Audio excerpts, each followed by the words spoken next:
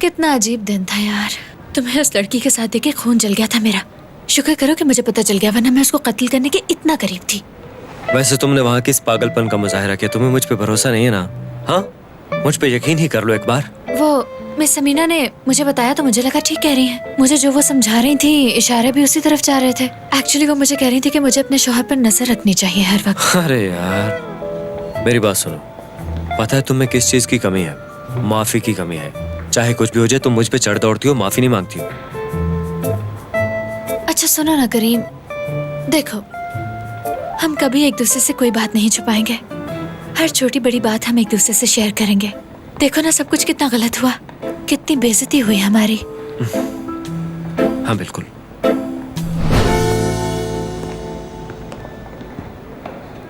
हाँ, आ जाओ ब्रो, आ जाओ।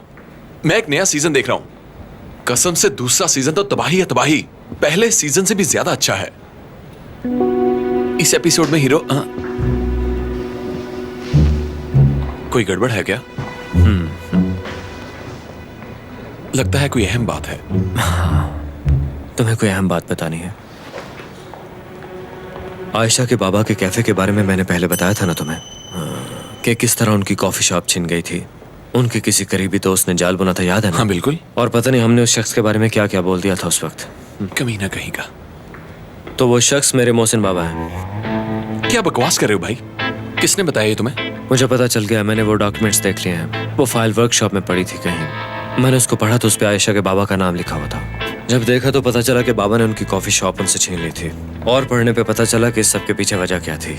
मेरे बाबा ने उसके खिलाफ जाल बुना था एक। तो तुमने अंकल मोहसिन से बात की इस बारे में? मैं उनसे बात करता तो वो क्या कहते? बात करने का फायदा भी क्या? क्या माजी में जाके सब कुछ ठीक किया जा सकता है? भाई मेरे हिसाब से इस काम की कोई बहुत बड़ी वजह होगी। मेरी बात का यकीन करो तुम भाई।